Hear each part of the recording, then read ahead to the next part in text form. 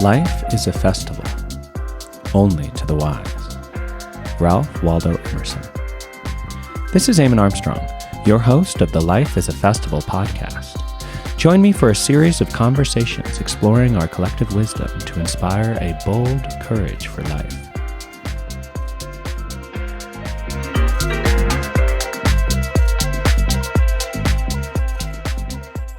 Okay, so anxiety is a hell of a thing, right? Yeah, definitely. Right? And I love how life just tees you up. So just before we started, this is the first time we're doing a video. Everything's teed up. Just before we start, there's this moment of like, oh no, it's going to be different. And then we're like, okay, no, it's going to be different. So it tees, I don't know how you felt, but I definitely just got a nice pop of anxiety right before we started.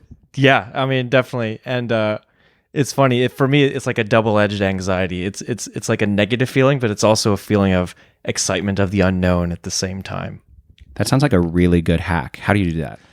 I don't know. It's not something that I consciously do to tap into that, but it's the thing that's drawn me into being a performer.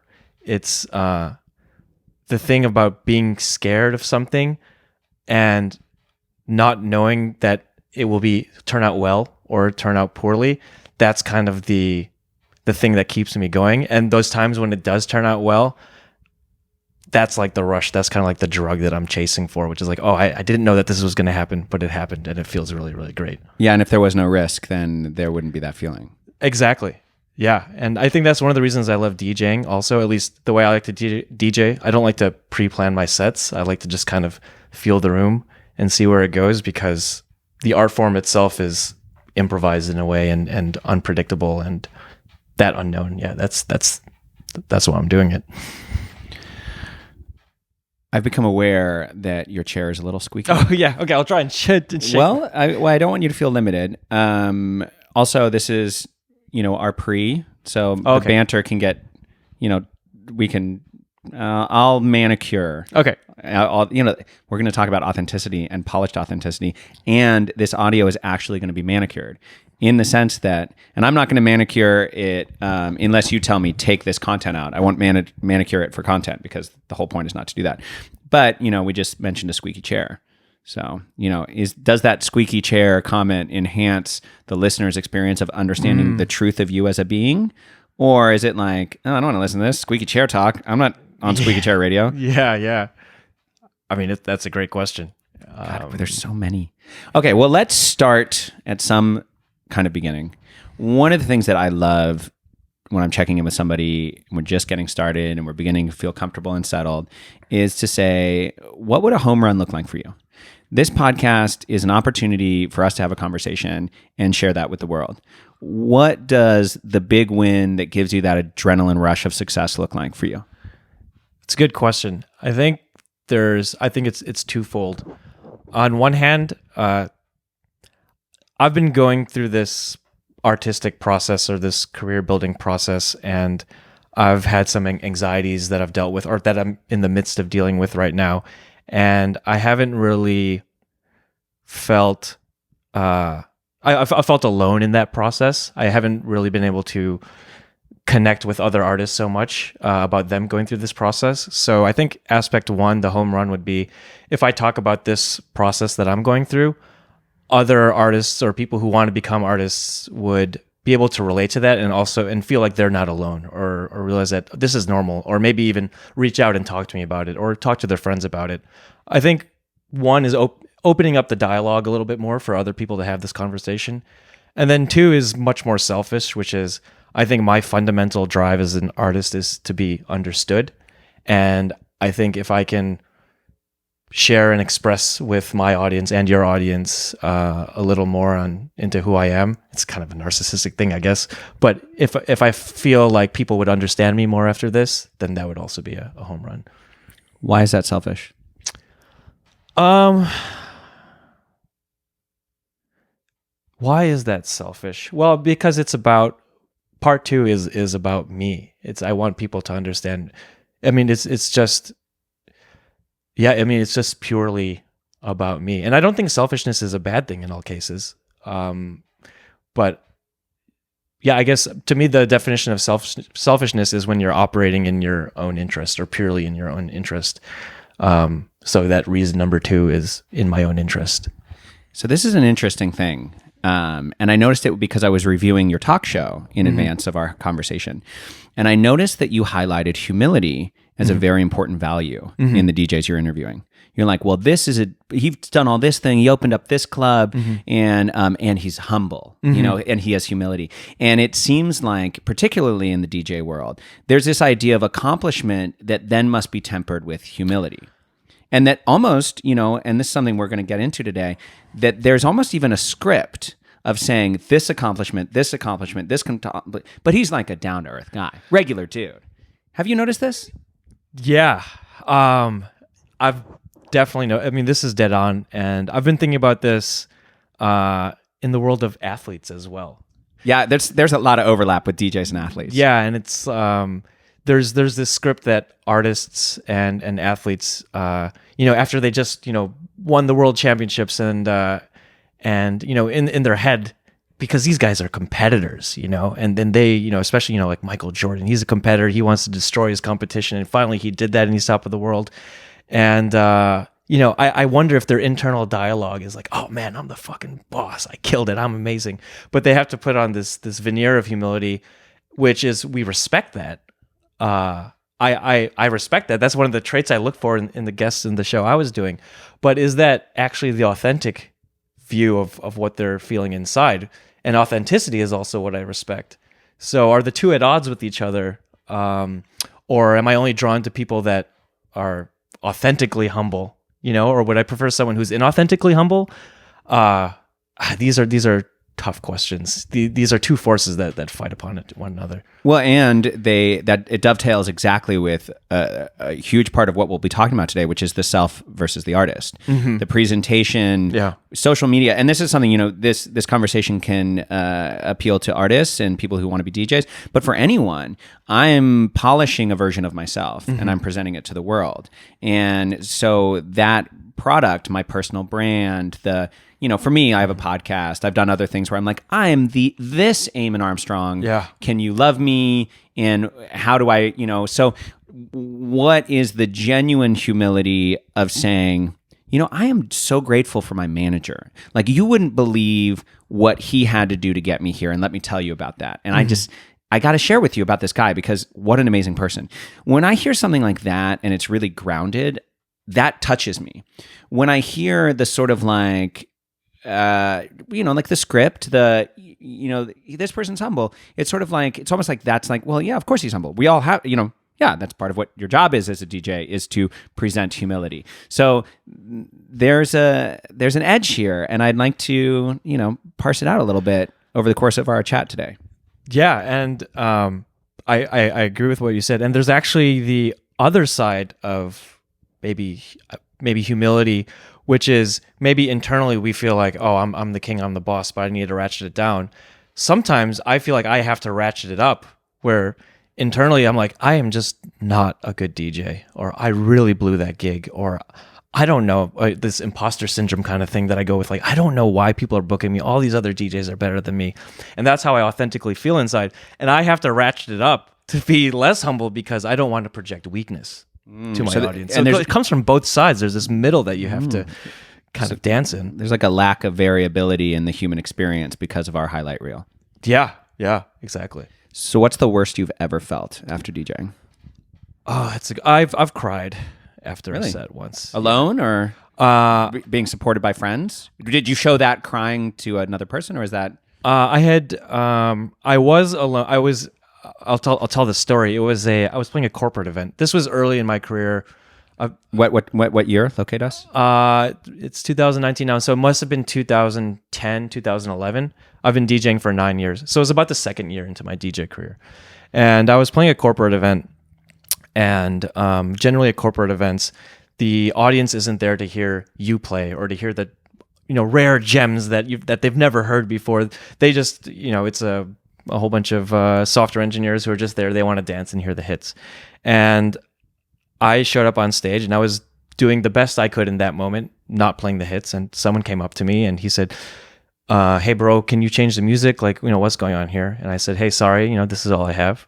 And then that was fine. That bothered me a little bit. Then he came up another 15 minutes and he said, hey bro, this music sucks. Like, you got anything else? Then I was a little bit irked. And then 15 minutes after that, he came up, and I was playing vinyl at the time, and he had his drink, and he poured his drink on the record while it was spinning, while it was playing. And I was on stage in front of, that must have been 600, 700, 800 people, and I got infuriated. I started yelling at him. I'm like, what the fuck are you doing? You don't come on, and do this to a DJ while he's playing. Like, this is completely disrespectful. And he started yelling at me, and we're having a yelling match from me to this guy on the dance floor in the middle of a set. Eventually, his friends dragged him out, and he was gone from the club. I was infuriated. I was all riled up. And then after the gig was over, I went into the bathroom, and I just had to decompress, and I started crying. I just couldn't. I felt so disrespected. I felt worthless. I wondered why I was doing this. And I called a friend of mine when I was in the bathroom. I'm just like, I can't believe this is happening. I don't know what to do. I don't know how to process this. And I think that was the worst I've ever felt after a DJ gig. And I never DJed a corporate gig again after that also. Wow. Yeah, that was the last time I did that. Yeah. Wow. And that's an interesting choice too. And of course you've gone on to continue to DJ and have had a lot of successes and have done some amazing things and some quirky things, and but you've not played another corporate gig. Does that feel to you like fuck these people, I'm doing it myself, or is it more like you got knocked off the horse and you're like, maybe I'm not going to ride horses? Like, where? It was a growth moment for me. It was actually a very, very important artistic vision moment for me to really think about. At that point in my career, it was 1 or 2 years in. If I could get a gig, any gig, oh, awesome. Like, this is just a hobby of mine. I'm just doing it for fun. I'm just happy to play. If someone wants me to play, oh, cool, there's going to be 800 people, 700 people on the dance floor. Oh, great. This seems awesome. After that gig, then I really started, and I'm really grateful that happened. I really started thinking about, well, what do I want out of this? What am I trying to express? Who is the audience that I want to understand what I'm trying to do? And if the audience that I'm being asked to play for isn't interested in what I'm doing, then I probably shouldn't take those gigs going forward. So it was a really important milestone for me to really think about what I want out of all this. That's so interesting in the context of what we were just speaking about, this limited variability in our presentation. So we're presenting a manicured self, but in reality, this awful moment that had you crying that you obviously didn't share on social media, that's not part of the public narrative, is actually an enormous part of your personal relationship to your art as an artist. And also potentially inspiring, because look at how, you've taken your lemons and made it into some, sweet lemon drops, like it is an inspiring story. And interesting that have you ever told that story publicly? Not, I have said that I've had a corporate gig that was bad and I don't take corporate gigs anymore, but I never talked about how bad it felt afterwards. I've never talked about it to this level of depth. So you were talking about how and DJing was still a hobby at that time? Yeah. So this transition from a hobby into a profession. Can you tell me about that? Like, what was the inflection point for you? Perhaps it tied into this moment. Yes. So I started DJing about 9 or 10 years ago, let's say 2009, 2010. And actually, to rewind, I actually never even wanted to be a DJ. In fact, I specifically did not want to be a DJ. I was part of dance music culture. I was throwing parties, and I was actually VJing. I was doing visuals for parties. Where was this? This was in San Francisco. And I remember loving DJing as an art form and the culture around it. And I would listen to the individual tracks alone at home. And I remember thinking, I'm so bad at remembering track names because most of these songs sound the same. I could never be a DJ. Like, this just doesn't make sense for me because I can't remember track names. And then eventually, I had started collecting vinyl just for fun. I didn't even have DJ gear. I just had a regular belt drive turntable, which is the type of turntable DJs don't use. And I had, through a few interesting circumstances in my life, I had inherited a very large collection of vinyl, which was mostly house and techno records. and he also included DJ gear. And I figured, okay, well, I have all these house and techno records. I have these 2 turntables and DJ gear. I might as well learn how to mix these records because I have all this stuff, you know. And then friends would come over. What is the name of the person who gave this to you? Isaac Dietz. He didn't give them to me. I actually purchased his collection. Okay, well, but cool. I Well, didn't let's give a inherit it. shout out to Isaac. Isaac though. Dietz is really me purchasing his record collection was what sparked the whole thing, which I didn't even want this thing to happen. I mean, I'm glad it did, but so friends would come over and I would spin records in my living room for after hours or pre-gaming, pre-party. And then, you know, one friend said, oh, do you want to take this club gig? I'm doing a night here. And then gigs and bookings just kind of started happening after that. I'm like, okay, well, people are asking me to play. I guess I'll just keep doing it. And then fast forward to answer your question, I started getting gigs outside of San Francisco. So I was traveling on weekends while still working my software engineering day job Monday through Friday. So that was fine. I was young. I had a lot of energy. I could do that. Then I started getting international gigs. So, you know. What was your first international gig? My first international gig would be Toronto. And my first gig outside North America was Zurich. And then my weekend trips were much farther away. They were in Europe or they were in South America. And then I would come back into work and still hold it together, but I'd be pretty tired from doing these trips. Then, you know, these weekend trips, they would turn into tours. And then I would start taking leave of absences from work so I could go to Europe for a month, you know, unpaid leave of absence. And luckily my bosses were super cool with it. They were supportive of it. So now I see that, you know, I'm taking all this time off of work. I'm not getting paid. I'm doing this music thing. So the whole thing just kind of started creeping up on me, which is, oh, okay, like this is happening.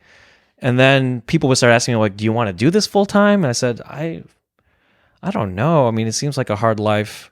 And then I think the final catalyst that made me really consider it was, frankly, money. It was, I realized I was making just enough money from DJing to break even on my expenses, to cover my rent, food, you know, basics. And then that's when I actually really considered the question, I could logistically and financially do this full time.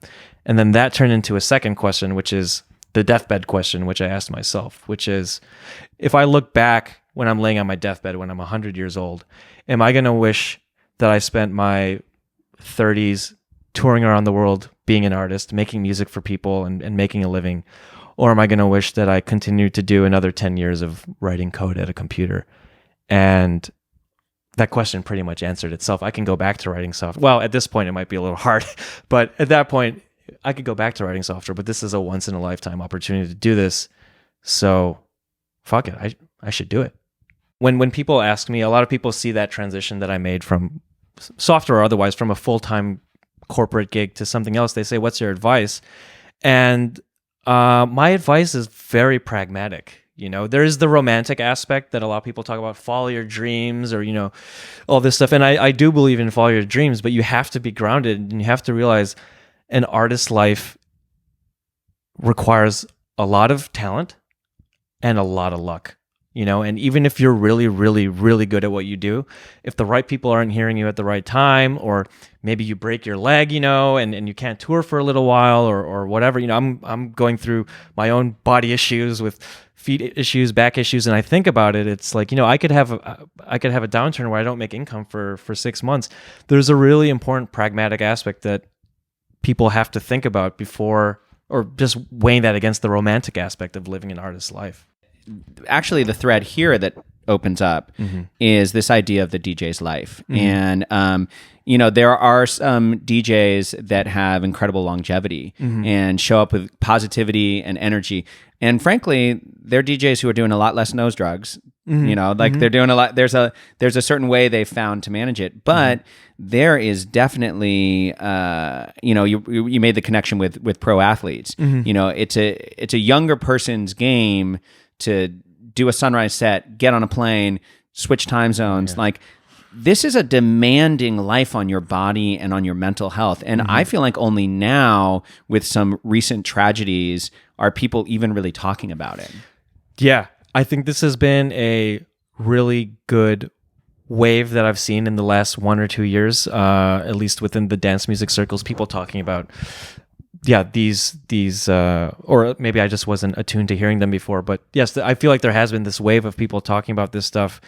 And now that DJing is a career for me rather than a hobby that I'm doing nights and weekends, and compounded by the fact that I'm getting older, my approach has changed. I used to I still love drinking and I still really enjoy getting drunk. And I used to really love doing that at gigs. And most gigs, I would probably have 3 or 4 drinks, which would mean I'd have a good buzz going. And I'm more animated on stage and people enjoy watching me more and all these things. But I think about it and I actually can't, if I want to make a proper career of this and think about the long term, I can't do this anymore. So now most of my gigs, I'm sober. I start putting my foot down with tours around schedules that are a little too grueling. I think within the community that I observe, there's somewhat, it's seen as DJ heroics. Like, oh, what's the crazy schedule you pulled off? Oh yeah, I finished my set at 6 a.m., took a flight here, did all these 3 gigs in one day, and I'm still a victim of trying to take on these DJ heroics sometimes. And it's kind of respected or revered because it's cool and it's crazy and it's like, oh, I ran a marathon. But there's also the downside, which is, well, I'm hurting myself and it's bad for me and it's toxic. So yeah, there's I'm glad these conversations are happening, which are maybe kind of deflating the balloon around maybe some of these heroics or things that are maybe not healthy or these anxieties and fears that people are going through. You are a public figure in a way. You have your followers and they're related to an image that you project in the world. Some of them love your sets. Some of them love I love your quirky behavior, for example. We can talk about you playing Connect 4 while DJing at some point. I fucking love that you did that. What you wear, that sort of thing. But you can't be totally just honest in the world, right? No.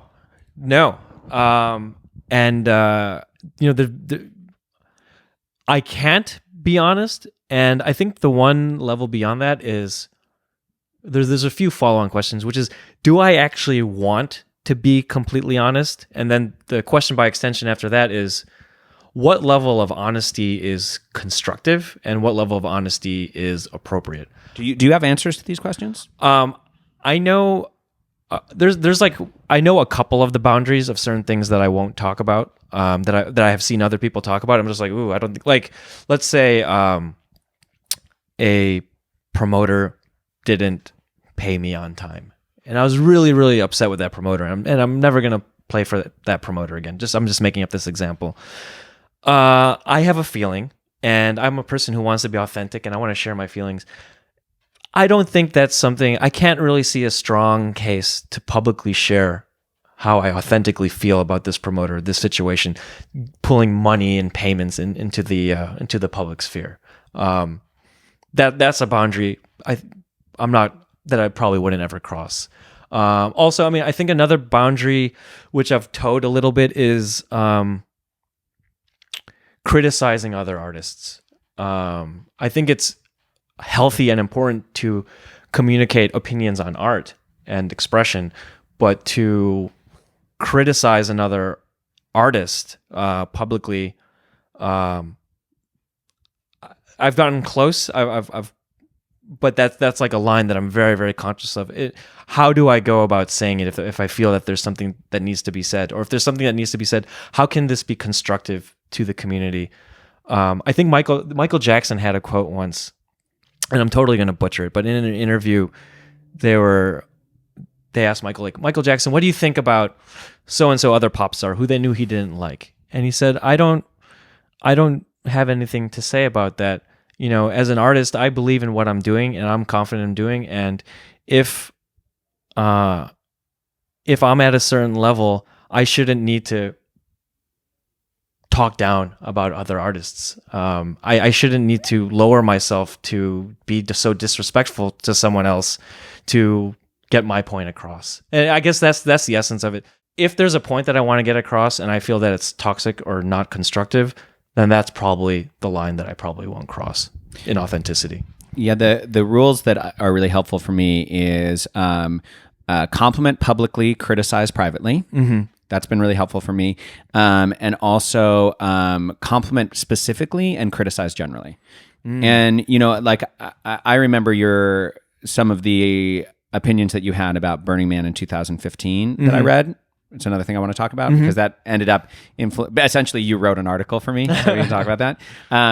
But your criticisms, and there were criticisms there of overinflated camps where no one's dancing, but you didn't name the camps, and you didn't like this is an egregious example of the and so I think that, but there's a distinction here between being polite versus being dishonest by omission or offering a polished public persona. So like I wouldn't say that it is inauthentic not to talk shit about someone. That's not inauthentic because you don't need to do that. Like who does it serve? Tact is a word that I like to remember. Yeah, also. Yeah, there's an issue of tact, but I think when we're talking about the limiting frame of the public persona versus the self, that's not really about tact so much. That's about, how much mental space is taken up in, framing the shot and curating the language and creating a certain Atish that you have an idea of what you want to project in the world. And there's the edge that I'm interested in. I want to come back to you talking about authenticity, and I think there were a couple of questions that you were then going to answer, and I've dropped what they were. It is. I'm thinking about I think the one question was, where do you draw the line in authenticity? Okay. Yeah. Let's do that. And I think the short answer is I don't know where that is, but I know where some of those lines are for me, which is... Has that evolved? Is that something you're working on? Is that something you think a lot about? Or is that like, these are my values, I know what they are? It's definitely not, these are my... Those are good questions. I think they've just kind of self-emerged. I haven't had like a manifesto saying this is what I believe and this is what I'm going to stick by. It's really on a case-by-case basis. And has this evolved? It's remained, I think, since pretty early on. Part of my implicit vision has been aligned with what we talked about earlier, which is my internal artistic drive, not just in my social media communication, but the mixes I put together, the music I produce, is my desire to be understood. I want people to understand who I am as a person. So, is that what you called selfish at the beginning of the podcast? Yeah. That's so interesting to me. I think that's selfish. I don't think that's selfish. I don't think that's selfish. Why not? So, first of all, selfish is pejorative.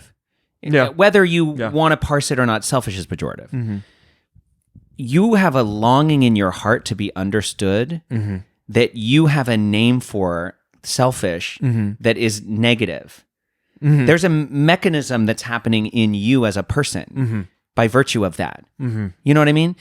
And I think that gets to kind of this thing about performative humility, this thing about success. There's an edge in this, which is, I don't think a longing to be understood is selfish because I don't think you help others to be big by making yourself small. I don't believe that. I think it's horrible to make others small so you can be big. That's the worst. But being small so that others can be big, I don't think that makes people big. I think what makes people big is really being you in a way that holds space for others to be them too. So your desire to be understood could be an incredible gift to someone, because they have the same desire, right? Yeah. So I hear what you're saying logically, and I've spent thousands of dollars in therapy to understand why I think this way. I mean, to get into it. Growing up, there's been someone in my life who's been close to me who's been a, let's say, textbook narcissist. And I think that I've seen the toxic effects of that. And I'm so afraid of becoming that narcissist that I think I overcorrect in the opposite direction in looking down on selfishness, or anytime I start towing that line towards selfishness or self-celebration or these things, I get really, really uncomfortable because I'm afraid of becoming a toxic person.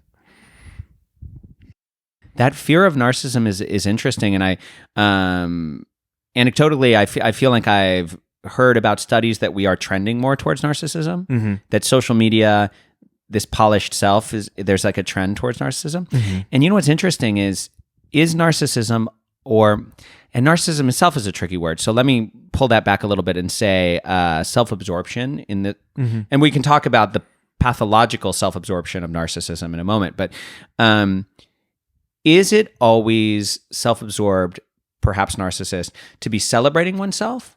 Or is it the manicured self that maybe is really vulnerable and really and presented, I'm so kind. I'm this. Yeah. And look at me being this, but this is vulnerable. I'm weak. I've made these mistakes. Yeah.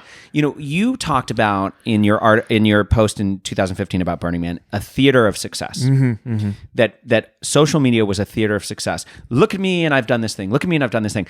And social media seems to have these waves. And around 2015, it was a lot of look at me. And that was when we still loved Facebook. Mm-hmm. But now there's a theater of vulnerability. Mm-hmm. There's a theater of mistakes. There's a theater of like, you know, I'm just going to be real. Today was really hard for me. And you know what? I'm not sure what I'm doing, but I'm going to do it. And then what does that get? Oh, we love you. You go, girl. Like you're so strong. You're so powerful, you know? Yeah. And so I'm going to get back to your preoccupation with potential narcissism, because I think there's something, I just want to know more about it. No, sure. But that thing of like, we are in a world of presentation of self, and that's your fucking job. Yeah. It's so paradoxical because I'm so terrified of being a narcissist, and yet I've chosen a career path that is completely dependent on external validation. And it's not just a pianist playing a Beethoven concerto on his piano. My art form literally is based off crowd response. The track that I play, I am literally looking at everyone's responses, seeing how much they're dancing, seeing how much they're smiling, and that's how one of the big factors that decides what the next track I'm going to play is. So it's so paradoxical that I'm so afraid of becoming a narcissist, yet I've chosen a career path that is down to the minute by minute so closely linked to other people's reactions and how they perceive things. It's very paradoxical. It's very strange. In your own estimation, are you becoming more of a narcissist?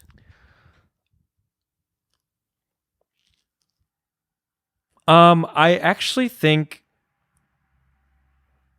since I've gone into therapy, which was about 9 months ago, it actually started really revealing itself that I'm probably not a narcissist and I'm just overreacting to it. So answer one is, very recently in my life, I've realized that I'm probably not a narcissist. But have I become more narcissistic? I actually think, I don't know if narcissistic is the right word, but It's not the right word. But I have been operating much more in self-interest, probably career-wise, in more than I have before. And I think part of this is my wife and I were, well, one, I got married, so now we have a partnership. And Congratulations. Thank you. Now we have a partnership in the way that we think about finances, our careers, our life path forward. We're talking about having kids, and we both live artist lives. And once we have kids, I mean, hopefully, my lifestyle, my schedule is going to change. I'm going to be taking probably fewer gigs, less income will be coming in. So now this next 1, 2, 3, however many years, I'm saying, okay, I really got to hit the ground running in these next 3 years, because I won't be able to accelerate in my career as much at the same rate by any means. I'll probably be scaling back a little bit. So now I really need to start making decisions that are the best for me, rather than what I used to do a lot more, which is keeping everybody happy. Oh yeah, I'll play for a little bit cheaper, even though I know I should ask for money, because these guys, for whatever reason I make, or because I don't want to come across as greedy, or because of all these things that I'm afraid that people might perceive me negatively, I would not operate in my own self-interest. And now I'm realizing, have to like look out for myself more and do these things. And I'm uncomfortable with that, but I realize like I got to live my life for me and my family as well. And I'm not, I don't think I'm like really screwing people over. I don't think I'm doing anything toxic or anything disrespectful, but the decisions I'm making are much more in self-interest than they were before, thinking big picture. Okay, I am not a psychologist, but that's not narcissism. Yeah. Narcissism is a pathological inability to have empathy with other humans. Yeah. It's not strictly self-absorption. Now, there's a spectrum and there's an edge to work, and it's valuable that you are aware of this. There are people who aren't, and they're insufferable. This is something that I have. I'm enormously motivated by external validation. And I've recently taken a step back from social media because social media is a constant drip of external validation. How many likes, how many comments, And it's interesting that you point out that DJing, the response to every track, the entire process from first to last is either dopamine up or dopamine down, right? How's that on your mental health then? I mean, take narcissism out of the picture. Just the experience of the highs and lows of doing a good job or not. Yeah, there's a lot to unpack with that question. And I think one thing that I think I've been good at doing is I am self-aware of how important those reactions are. And actually, I mean, those likes and those comments and all these things, I'm aware of how important these things are to my career and to make sure I know that my message is resonating well with people and getting out there.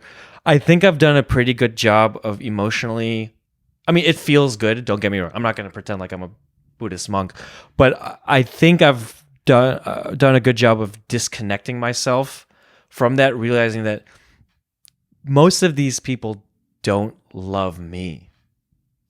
I think I have a self-awareness realizing that they love this image that I'm putting out there, or they love my art, or they love my perspective, or they love my showcased vulnerability. But I think the way for me to cope with that has been to realize that that they don't actually love me. So I've disconnected myself from that feedback, but it's actually kind of double-edged. On one hand, it protects me from really getting fully engrossed in it, but on the other hand, the downside is that, let's just say, for instance, I mean, we can take these events that I've been producing called Atish all night. And these were really big events for me, and I produce these myself, and I play the entire night. And because I've been so disconnected from people's responses, it's hard for me to actually internalize people's feedback. So I don't know if that. So I'll have a night, and I might not be happy with the way I played, or I thought I could have played better, or I knew I didn't play at my best. But all the objective indications that it was a successful night are there. People stayed until 4 a.m. The night sold out. Lots of people messaging me on Facebook afterwards saying, "Oh, wow, that was amazing," like, blah, blah, blah. And I think because I've drawn such a boundary to prevent myself from getting attached, and my fear of becoming a narcissist, and appreciating and enjoying all that feedback that I get, it's hurt me on the other side, which is it's just so hard for me to be happy with a gig. It really, there's really very little people can say or do or to try and convince me that I did a good job. So it's kind of double-edged on that front. So we started this podcast, and you talked about being an artist so that you could be understood. Mm-hmm. And now you're telling me that people don't love you. Because they don't know you. Yeah. So are you, through your art, being understood? So this is a really good. I'm so glad I'm on this podcast, because this question that you're asking, which thank you, that was validation for me. By the way, did you see me light up? I did. Okay, go on. That question is so good because it's so it's so frustrating to me when I feel like I had a mediocre night and everyone thinks it's awesome, because I'm like, oh, well, do you guys even know what I'm doing? Oh, you guys don't even understand what I'm trying to do, because I didn't even do what I wanted to do on stage that night, and you guys loved it. Am I miscalibrated by what people want?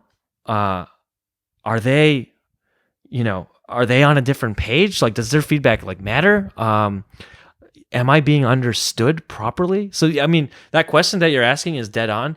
And I struggle with this as much today as I did more. I think I struggle with that as I go farther in my career even more, because I think the standard that I've set for myself is much higher, because I think I understand DJing as an art form at a deeper level.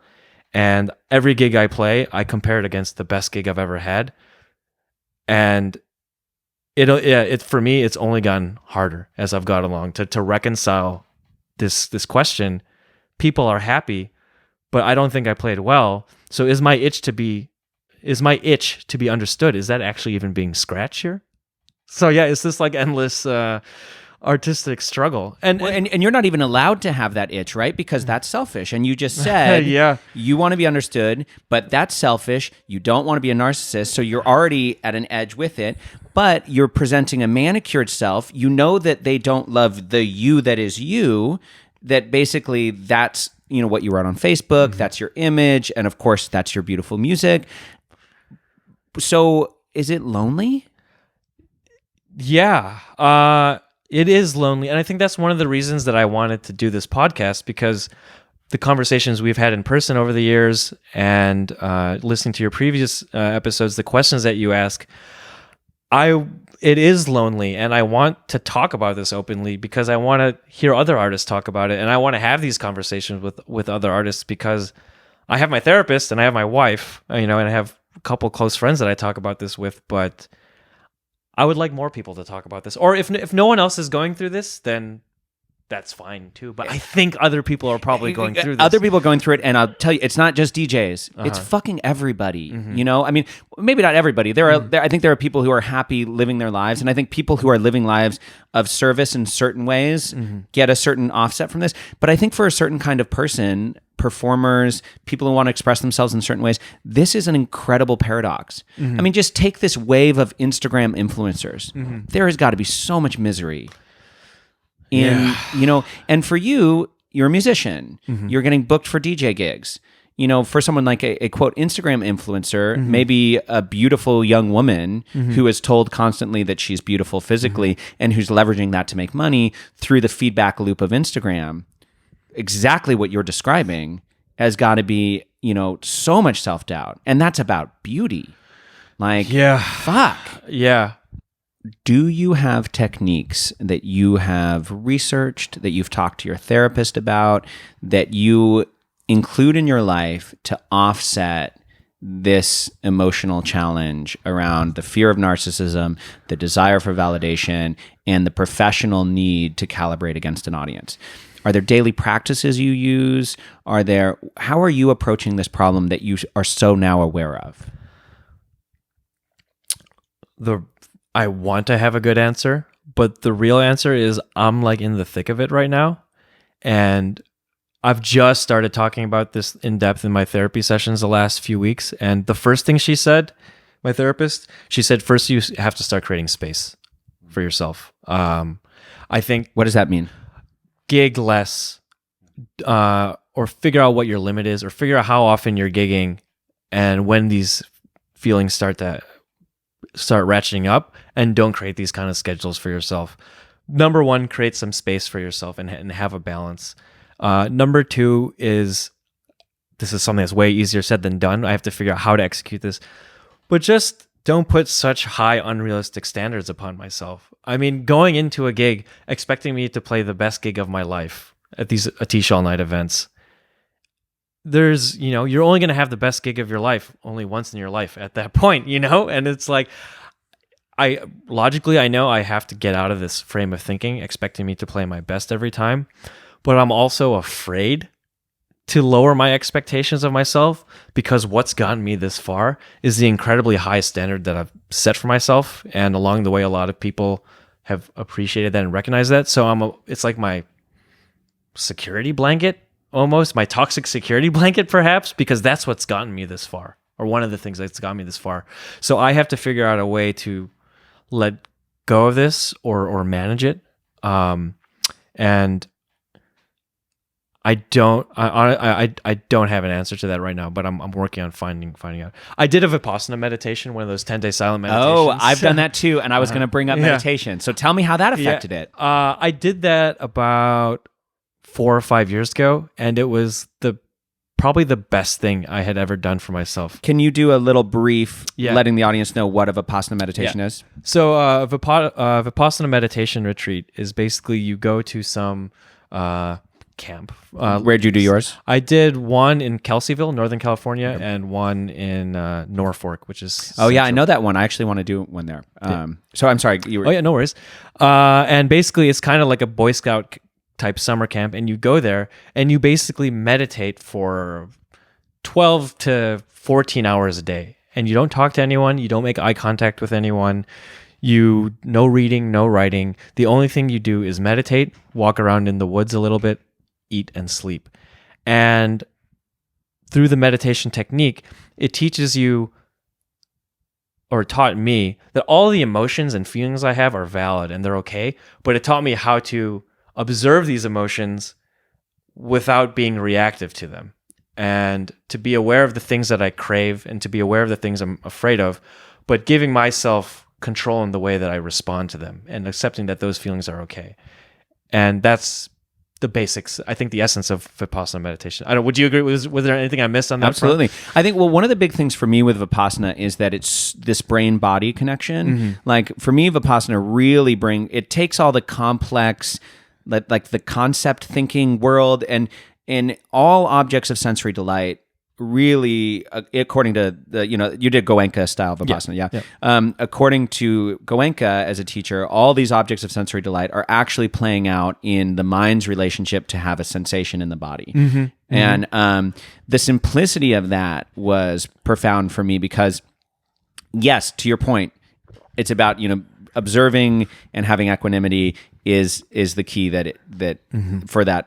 That's the practice ultimately. But just being able to see that my desire to eat ice cream and my desire to watch pornography are my body wanting to feel pleasure. Mm-hmm. And there isn't like a morality thing. Yeah, and the way this ties back into answering your question, I think meditation will be one of the answers. It's just the getting in the habit, which is hard. But I think meditation, me getting back in the practice, will teach me I'm still going to experience these emotions and these feelings, which are okay and valid. But I'm going through this practice, they won't consume me the 1 or 2 days before a gig and the 1 or 2 days after a gig, where maybe I'll be short with my wife, or maybe I'll, just lay in bed all day and not be able to get out, or maybe whatever these irrational behaviors I'm having, this calmness that meditation brings says, okay, I'm still gonna have these feelings, but I'm gonna empower myself to behave in a more productive, constructive way around them. So I think that's one of the answers, but I'm not there yet. Well, maybe why do you have to not be there yet? Let me offer this. Knowing, because you've done Vipassana a couple years ago, and maybe another Vipassana would be good, but at least, a daily meditation practice, knowing that moves the needle on this thing that's extremely important to your mental health, can you commit to doing it? I can, and I should, and there's no reason for me not to. Okay, so let's take it a step further. So if you can, and you should, and there's no reason for you not to, what stands in the way of making that commitment? Well, Doc. Sorry. No, this is great. This is, I don't know what's standing in the way.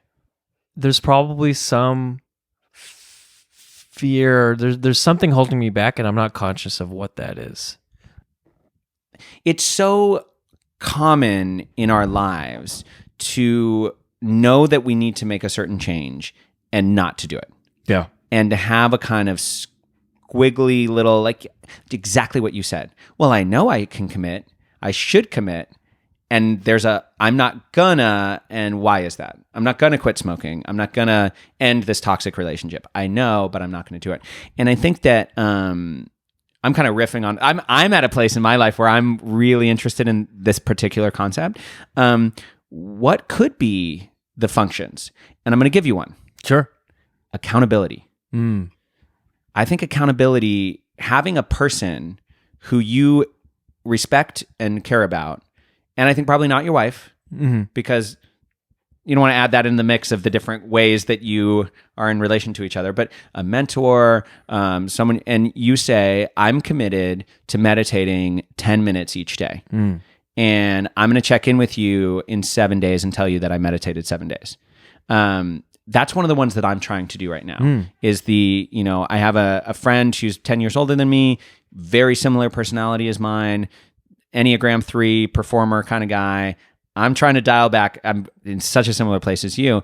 And one of the ways that I'm trying to make a change in my life is like, well, I got to call him once a week and I got to be like, I'm not using social media, or, I'm making these changes in my life. So maybe if you know that meditation might help, you know that this is something that moves the needle for you, then outsourcing some of the willpower aspect of it might assist, because this is clearly something that's causing you suffering. That's a great idea. Yeah, thank you. Yeah. I was wondering if this would turn into like actual therapy. Like, I love therapy. Maybe I'll be a therapist. I don't know. We all need jobs in this world. Well, I want to come back to the manicured person in the world, Atish. Your career is to present Atish. Let's say, hypothetically, that the mental health piece is managed in a really healthy way. Okay. So good diet, meditation, mindful relationship to social media, service that offsets need for external validation, whatever all those pieces are, let's say they're in place. What are the other problems with this polished version of self presented in the world as you see them? Because I know this is something that you've thought a lot about. Yeah. There's a few. Can I just take an aside for a second before I answer that question? This has been a really great conversation talking about the anxieties and the fears, but I also love what I do. When I go on stage, and when I have those moments, when I feel the crowd and the crowd is feeling me and we're locked in, that is the high, that is the drug that I'm chasing. And I don't get it every time, but a lot of the time I get it and I love it. I mean, it's really a high. So I just want to make sure that the discussion we're having, which is really, really valuable in going this, unexplored territory, but make sure that I just want to make sure everyone knows, like, I love to DJ so much. And there's the reason that I put up with, for lack of a better word, or the reason that I make these trade-offs, or I pay these prices, or I deal with the mental health aspect, is because the upside, when it's good, is so fucking good that it outweighs all the other negative stuff. And I'm very, very grateful to be in a position where I can do this. So I just wanted to make sure that it's not just a grumpy old me, like, this is terrible. I mean, I really love what I do, and I'm so lucky to be able to do it. And these are all the prices that I pay, and the collateral negative damage, I don't know if that's the right word, but the things that come along with it, which are all worth it and are worth discussing. But overall, it's pretty awesome. I love conversation, because we kind of came down and we kind of like had gone through this thing, came down, and I was like, okay, we'll ignite the polished manicure thing again. And I actually wasn't fully there, but I was like, okay, I didn't quite know where to go. And it's interesting to me that you're like, no, I want to do an aside here, which I don't think that's an aside. I think that's a really important thing to say, is that you love what you do. I have the best job in the world, for me, definitely. I mean, I can't I can't imagine, at least at this point in my life, doing anything else.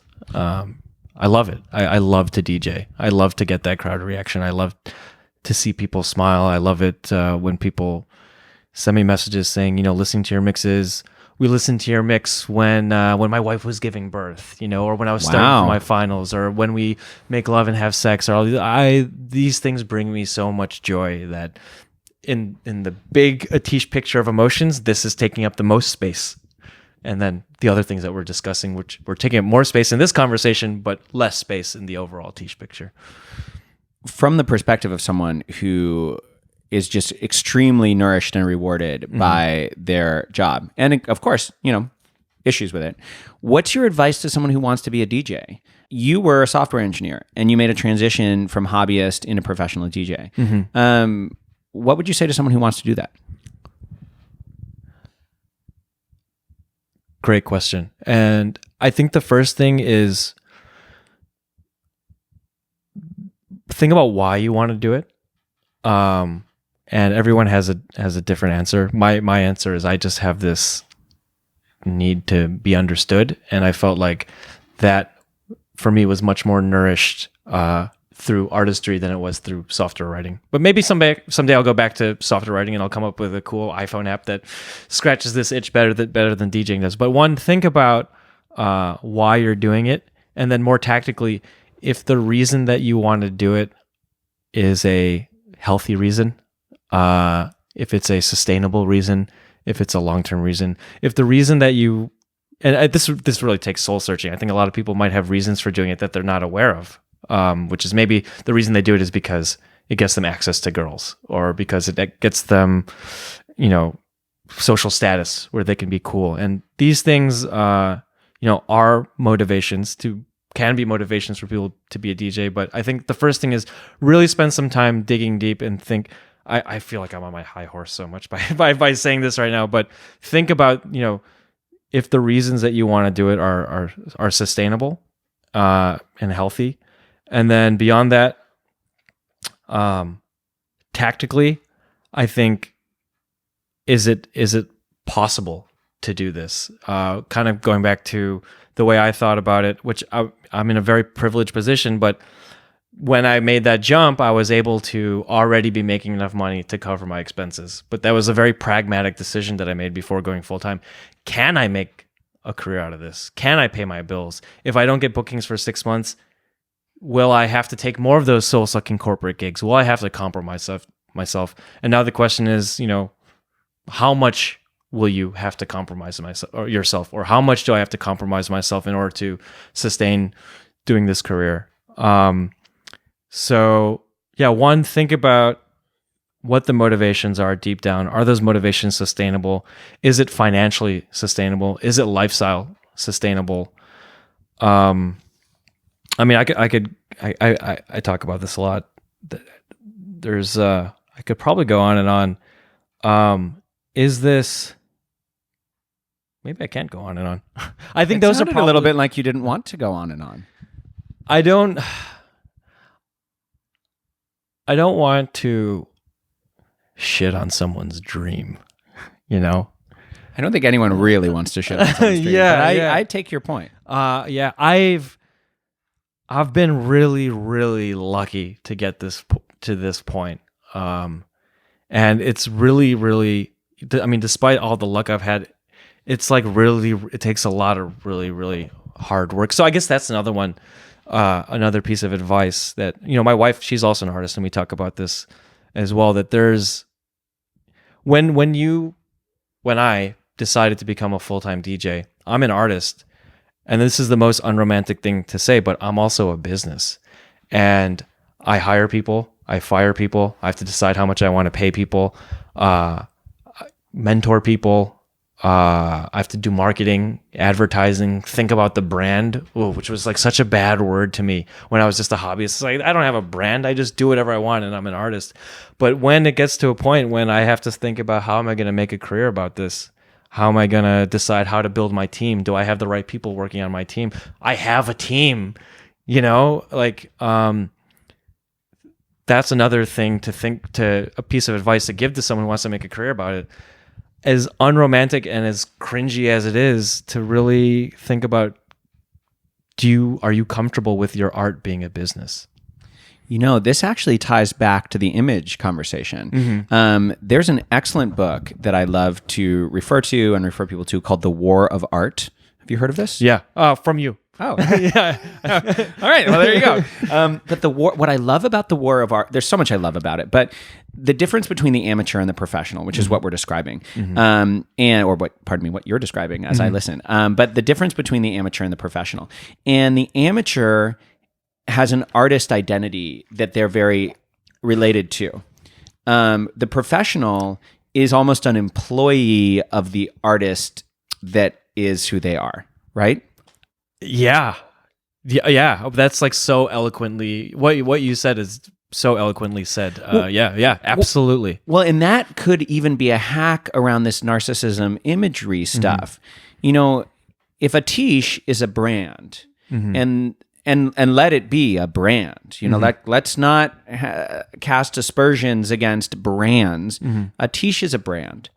The way that the brand functions in the world is to delight people with music, to offer insight through the written word and through, you know, this podcast or, you know, however else you want to express, to allow people to understand the creative mind of, or let's just say a particular creative mind. And then you are the hardest working employee For that brand. Maybe there's a way of distancing it where you're going to work and it's not so much about me. Be a professional. Work for this thing. Know what it means and give it to the world through your work, not for yourself. And we talked about wanting to be understood being selfish. Yeah, I was just going to say, how does it, that... Yeah, I'm just unpacking that. There's a lot to process in there. Yeah, be an employee of myself, but yet my drive artistically is myself and what I feel in that moment. So I'm just kind of trying to reconcile how those two play against one another. Well, yeah. You don't got to figure it out now. Yeah, we don't have to do it now. We're live. Dead air is what they call it. You know, dead air is actually... dead air actually works on podcasts. Oh, yeah? You want to try it? I can't do it. Anxiety. Yeah. One other thing, just an extension. There's a word that I used a lot when I was an amateur, was artistic freedom. And I think one of the things that starts to, I don't think this has dissolved, but an amateur who's not doing their art for their money is not aware of how much artistic freedom that they have. The freedom to experiment, the freedom to really, really mess something up or get something wrong. The stakes are much lower, which means that they can reach much further. They have more room to play, to experiment, to do these things. And I think about, I wouldn't say I feel constrained in the way I operate day to day, but I definitely have less comfort trying really crazy shit out now than I did much when I was a hobbyist. So that's one thing. If you're thinking about the transition from hobbyist to full-time, just first make sure you take a moment for gratitude to think about how much freedom you actually have right now to do what you want to do. I'm going to push back on that. Okay. You're doing a crazy thing right now. I mean, this podcast is part of your brand, right? Yeah. I mean, this is Atish. You're going to put it out there. You're going to, you know, we're doing video. I've never done video before. You know, we're doing video. There's a whole thing that may come out of this. It may be polished and manicured. Who knows? But it's also stepping out on a limb because you're talking about things that are vulnerable. When we discussed having this conversation, you said you want to talk about things that may be taboo in the DJ world. So, you know, I wouldn't say that necessarily this. I'd say this represents. Maybe there's an idea of curated risk. Maybe that's because I don't think that it's that the artistic free. Well, I'm not a professional artist, so I'm not about to lecture you about what it means. But I would just say that this is a risk. You're taking risks here. That's intimacy and real vulnerability always takes risks. That's, I think, what this manicured Facebook risk of like, just so you know, I'm having a hard day. And you know everyone's going to tell you how great you are. That's not a risk and therefore not vulnerable. I'm maybe going to push back on your pushback a little bit. All right.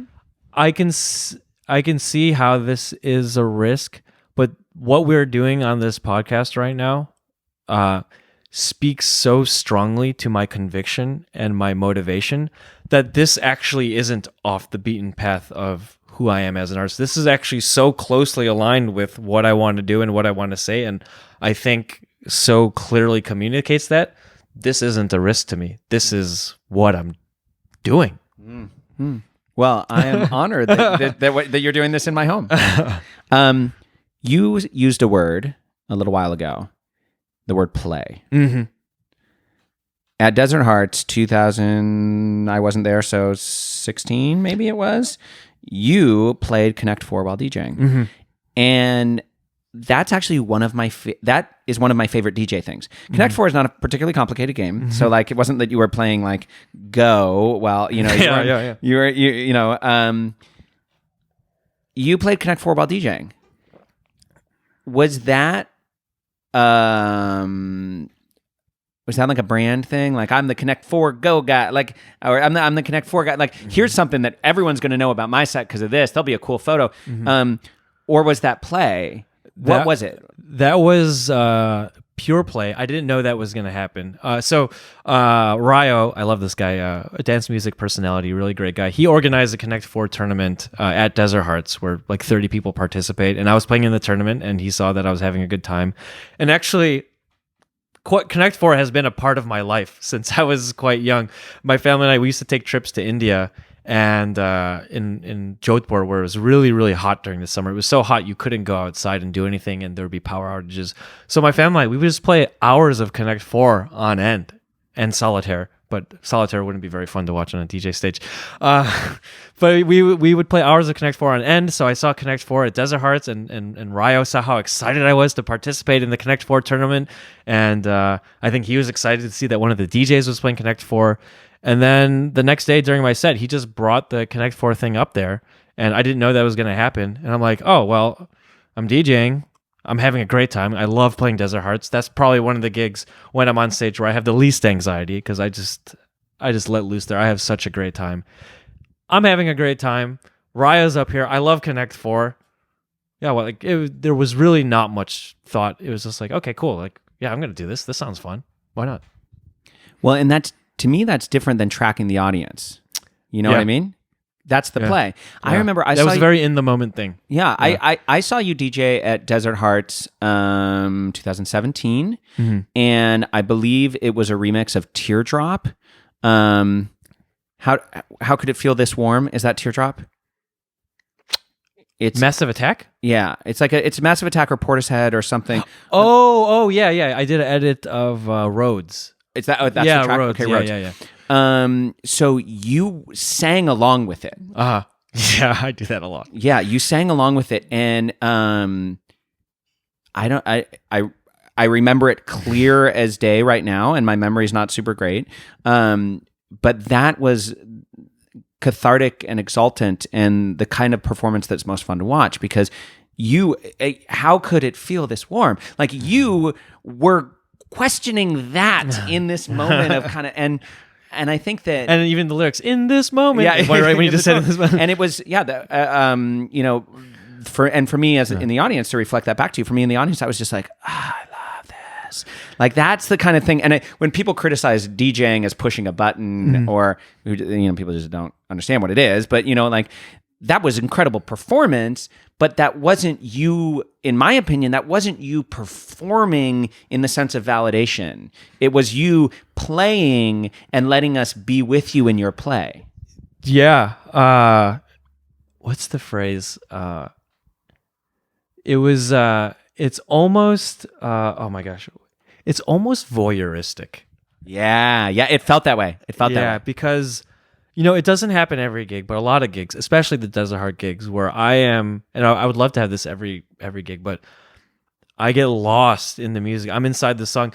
The way I am on stage is the same when I'm singing that same song in the shower like a dork, or when I'm like, dancing around the bedroom, trying to blast it fall off. Like you're seeing the same me that's like being a dork at home and loving it. And it's, I'm comfortable letting people in on that, but it is kind of like those are real moments. Okay, let's compare two things. I have to give the best DJ performance of my life every night. It's a failure if it's not that. Success, failure, binary, I got to win. Versus I'm completely lost in the moment. Which of those is actually a more successful experience for you as an artist? the night that you could, by perhaps some metric, say, okay, that was the one that was the best part of my career, and the drive towards that. That way of thinking versus Desert Hearts, home game, all your friends, people love the music, you love the music, you're completely lost in it, completely in flow state. Which is the one? What's the juice? You know? I mean, the only time I ever reach those moments, one moment is dependent on the other, in a way, because those moments that I get to, I don't get to that moment early in a set. I get to that loss of time. I get to those voyeurs, those real moments after a few tracks in of calculation. Okay, so I'm kind of like hurting you in a certain direction, so I'm just going to be a little more honest about it. Why not cultivate more moments of completely being lost in the music and have that be the guide? Yeah, those moments are more satisfying. There's the phrase, "You're only as good as your last gig," and those last, if that's the moment that I had, at my last gig, that will hang with a lot more positivity the next few days compared to one that was like, strategically read correctly, or, the first thing that you're talking about. How to have those moments?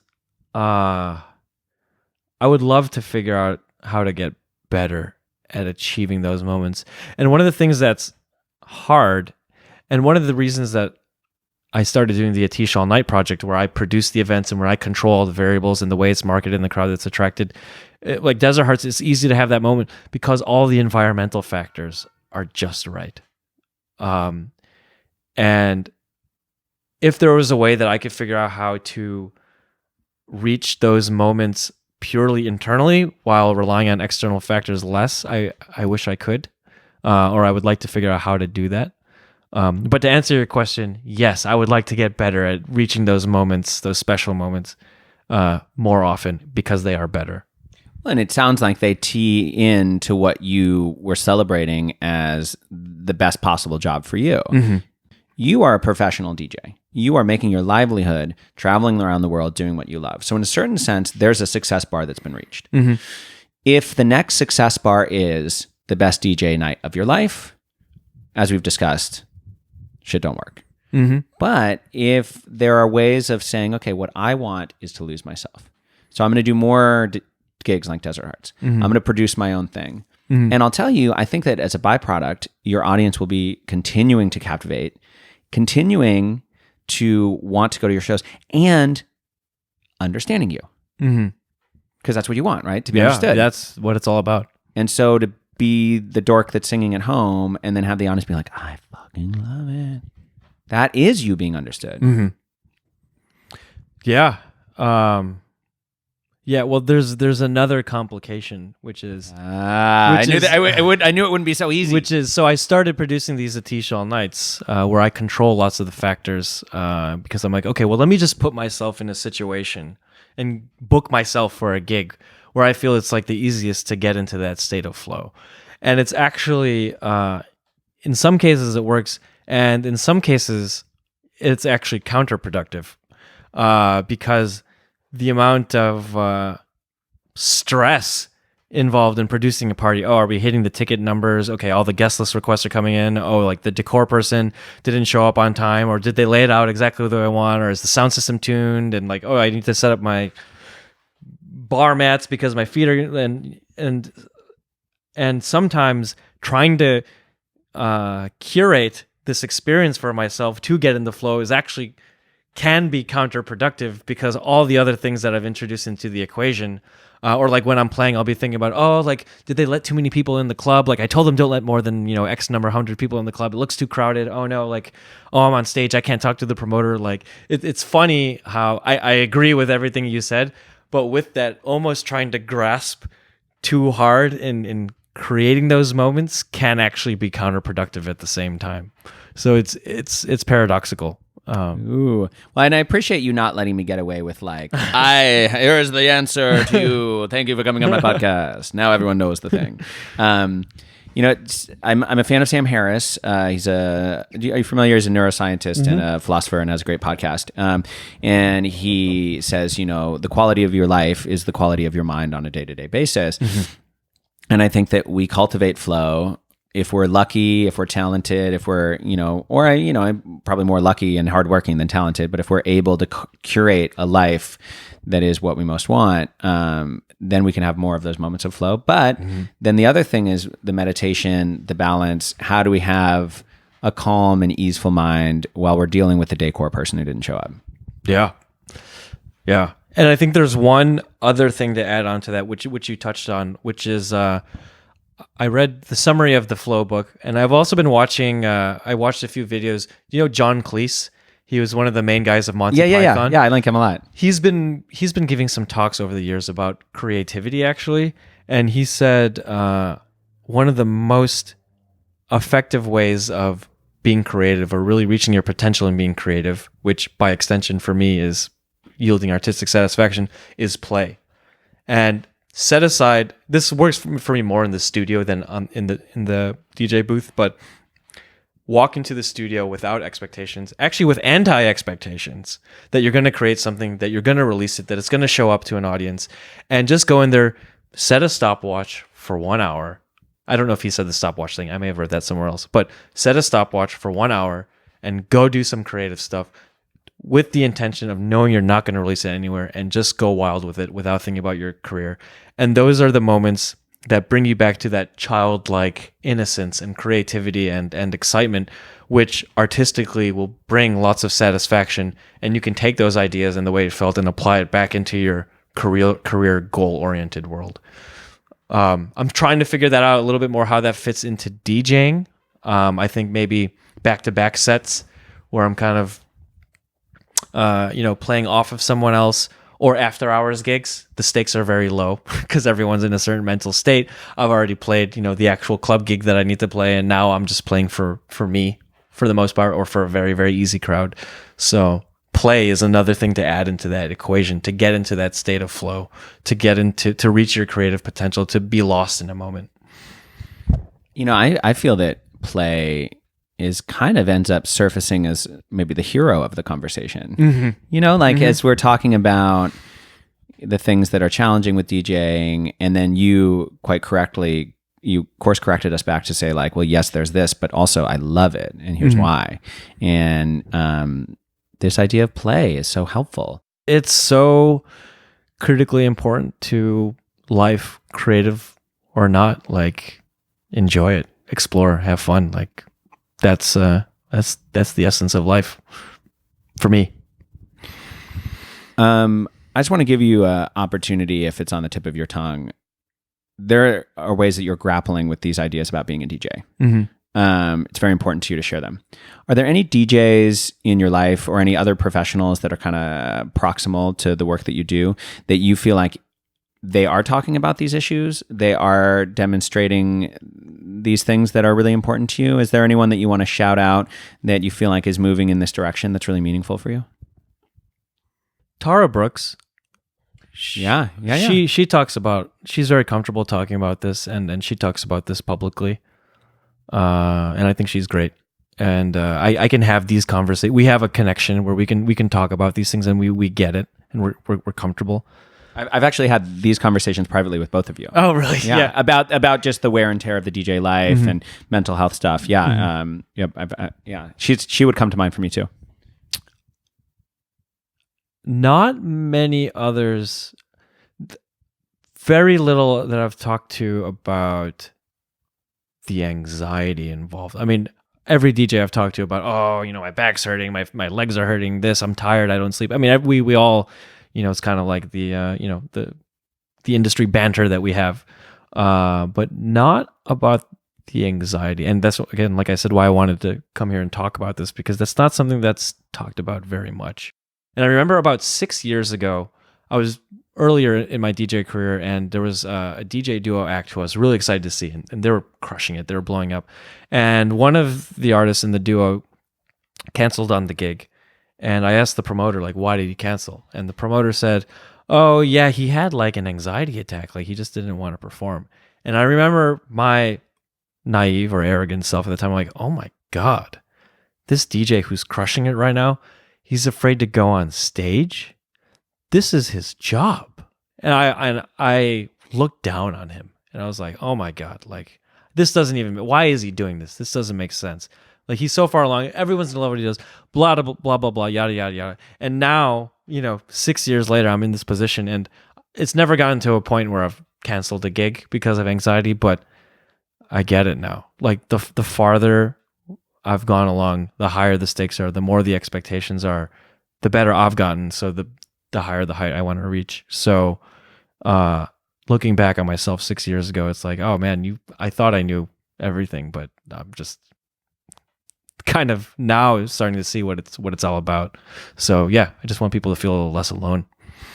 Your personal anxiety, is that more psychological, more physical? Where does it exist in your body? What does it consist of when you experience anxiety? In my shoulders, the most. And sometimes I'll just lay in bed, or I'll kind of just like shut down, or I'll need to take a nap just to let it like process. And part of my mental anxiety also comes just from like physical. I have this foot condition, plantar fasciitis.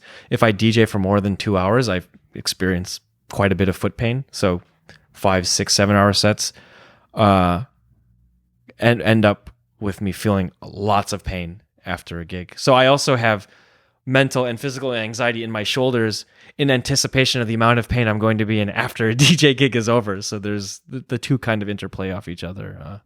Is that what brought you to start seeing a therapist? No.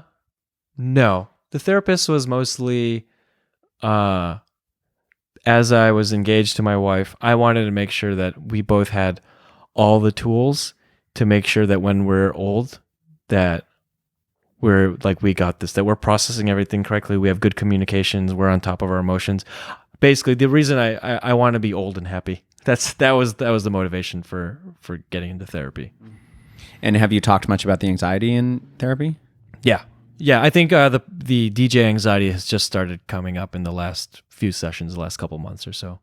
I applaud you for bringing that up in terms of the DJ world, because if there's something that's going to strain your mental health, lots of travel, inconsistent diet, inconsistent sleep, mind-altering substances, playing for validation, this is a cornucopia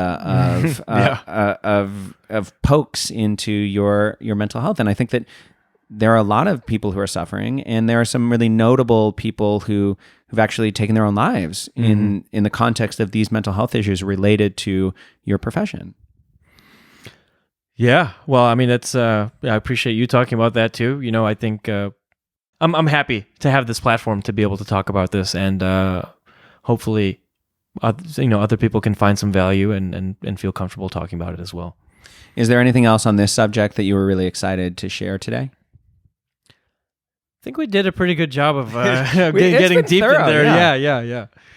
So yeah. Well, I'm loath to land us on anxiety as our final piece. And we really have gone through a whole mess of wonderful exploration, and I'm so grateful that we really talked about play. And I guess where I'd just like to leave things is, where would you like to go next with this? You wanted to share some really important things on this podcast. Where do you see your career going as a DJ, but also as someone who is owning and speaking about things that are valuable to other people? Where do you want to go with this now? So the two dimensions, I think, from the second question you're asking, which is the vulnerable or talking about these things, I actually don't have a direction, or I tend to be strategic about things, but this thing, I don't visualize myself becoming the spokesperson for vulnerability or authenticity. I mean, if that ends up happening and more people want to talk about it with me, that's fine, but I actually have no end goal with this. I think this is just something I wanted to talk about. The rest of the career, I think right now it's continuing to perform, continuing to make music, getting better at both, and putting myself in a position to balance my life against the new things that are going to come up, which is maybe having kids, being a father, being a good father. So I think the next step is a very abstract word, but it's finding balance in everything and finding a way to be a good artist, a good human, a good husband, good father, all these things together. Yeah, huzzah for balance. Yeah. May we all find it. Yeah. Well, God, man, thank you for coming to my house. Thanks for having me. This was really, really great. This was really great. I really enjoyed it. Yeah, me too. Awesome. Definitely.